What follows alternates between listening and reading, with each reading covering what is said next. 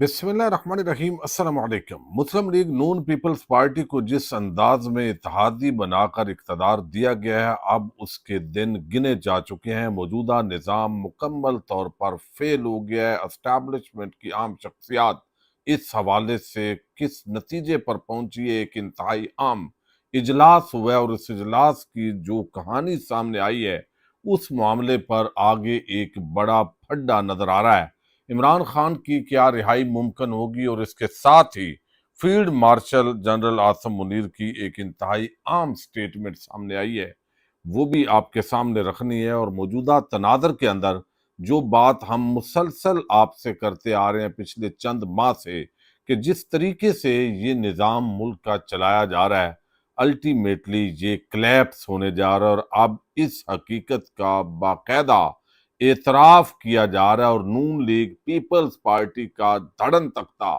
قریب دکھائی دے رہا ہے۔ بہت ہی عام اور بڑی خبر ہے، تفصیل آپ کے سامنے رکھنی ہے۔ امید ہے ویڈیو آپ سماعت کریں گے اور ہمیشہ کی طرح اپنے قیمتی فیڈ بیک سے ضرور آگاہ کریں گے۔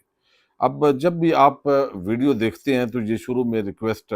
کچھ دنوں سے کرنی پڑ رہی ہے، کمنٹ ضرور کریں، لائک کریں، تاکہ زیادہ سے زیادہ لوگوں تک جو ہے یہ آواز پہنچے اور جو اس چینل کی ریچ کو کم کیا گیا ہے اس کے اندر اضافہ ہو سکے۔ اس وقت جس طریقے سے یہ سسٹم چل رہا ہے، یہ ہم اکثر بات چونکہ کرتے ہیں تو وہ ہوتا ہے کہ بھئی یہ اسی طریقے سے چلے گا، نون لیگ، اسٹیبلشمنٹ، پیپلز پارٹی یہ مل کر اسی طریقے سے چلتے رہیں گے، لیکن ایسا یہ ملک نہیں چل سکتا۔ اس وقت بہت ساری کمپنیز پاکستان سے انویسٹمنٹ نکال چکی ہیں، وہ بیرون ملک شفٹ ہو گئے ہیں، اور اب تو ڈاکٹر کیسر بنگالی جیسے لوگ یہ بتا رہے ہیں کہ لوگوں نے اپنی فیکٹریاں بند کر کے باہر سے امپورٹ کر کے یہاں پہ مال بیچ رہے ہیں، اور وہ پیسہ باہر منتقل ہو رہا ہے۔ اس کی وجہ کیا بتا رہے ہیں؟ وہ کہتے ہیں یہاں پہ جو پروڈکشن ہے وہ مہنگی ہے، باقی جگہوں سے وہی چیزیں سستی مل رہی ہیں، تو اس لیے یہاں پر یہ بیچا جا رہا ہے۔ اور پھر آپ دیکھیے کہ چند ماہ کی سیلاب کی مد کے اندر تنخواہیں جو ہے وہ بیوروکریٹ کی کاٹی گئیں، اور اس کے بدلے میں اب 1.8 ارب روپیہ اس بیوروکریسی پر حکومت نے لٹا دیا ہے۔ اب یہ سیلاب کی مد کے اندر یا کسی اور مد میں کبھی یہ ہوتا ہے کہ 2 دن کی تنخواہ 1 دن کی تنخواہ کاٹ دیں، تو اب وہ جو ہے اس وقت مہنگے پڑ رہے ہیں، اور کوئی پوچھنے والا نہیں، کوئی بتانے والا نہیں، یعنی سیاستدان، بیوروکریٹ مل کے کھاؤ، یہ ایک پالیسی واضح طور پر دکھائی دے رہی ہے۔ پچھلے چند ماہ کے اندر آپ نے دیکھا کہ میاں عامر محمود،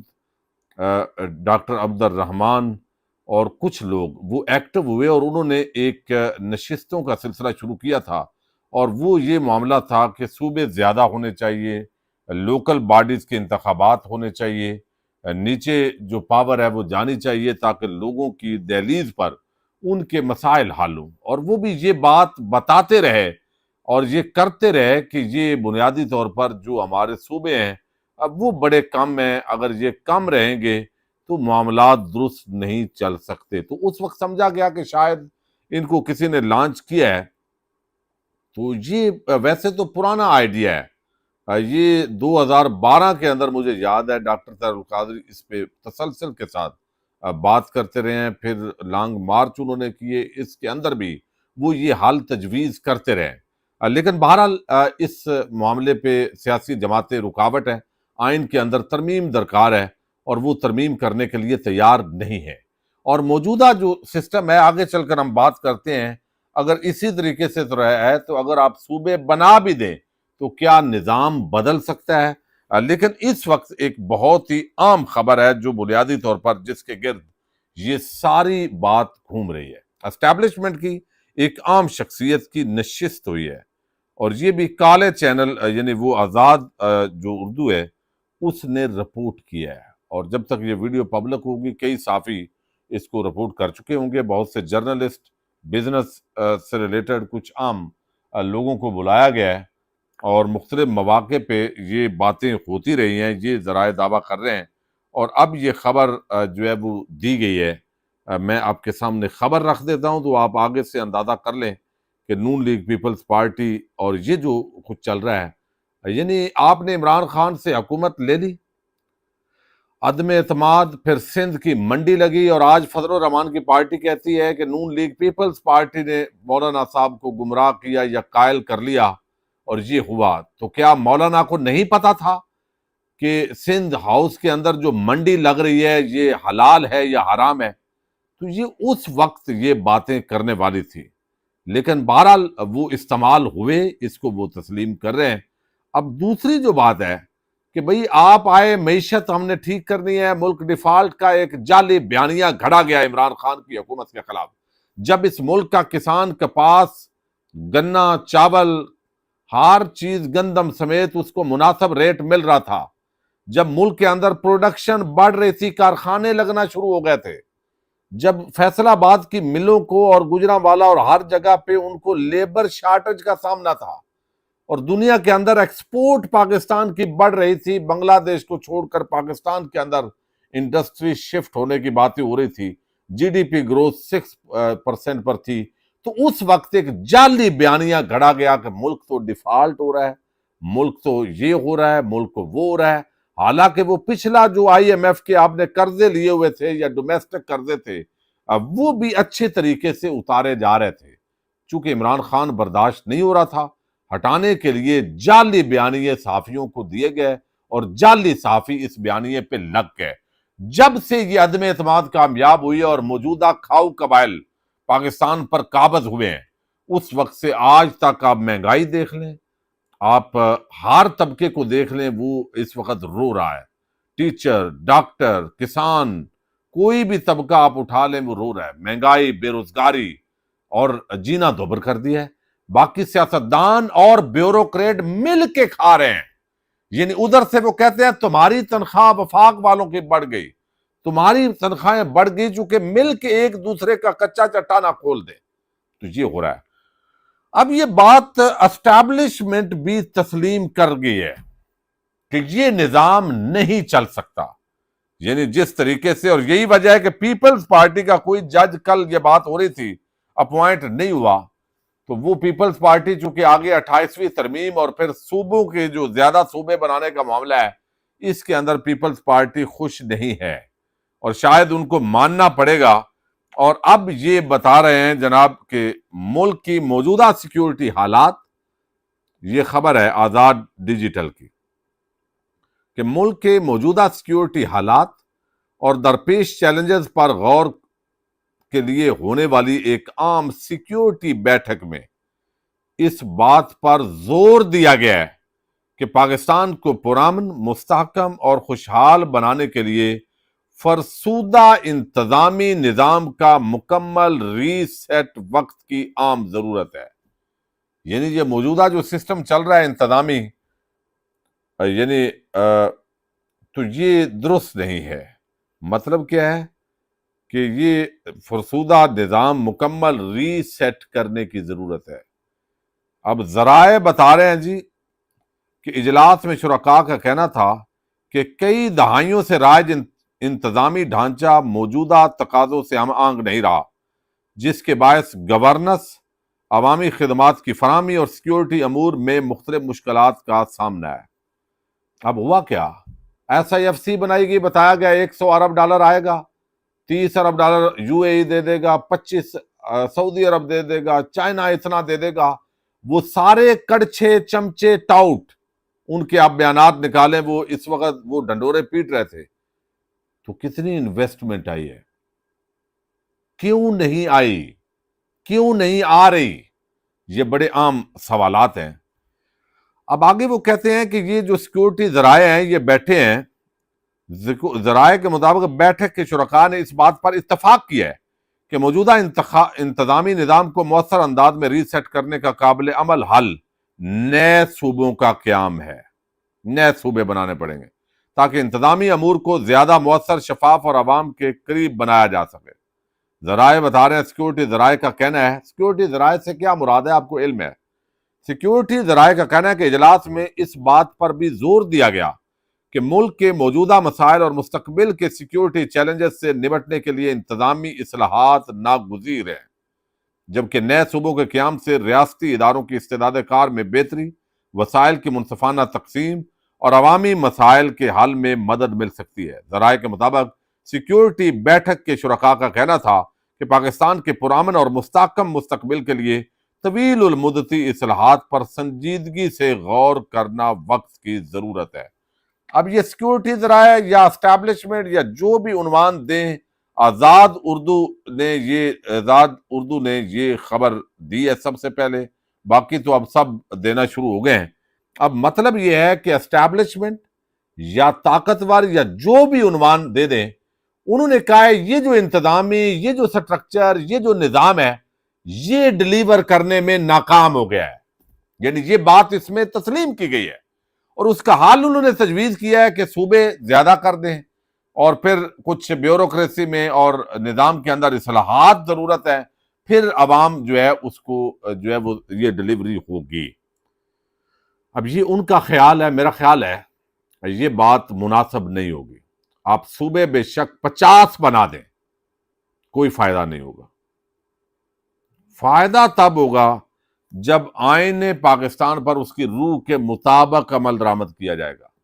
صوبے زیادہ ہونے چاہیے، لوکل باڈیز کے فری اینڈ فیئر الیکشن ہونے چاہیے،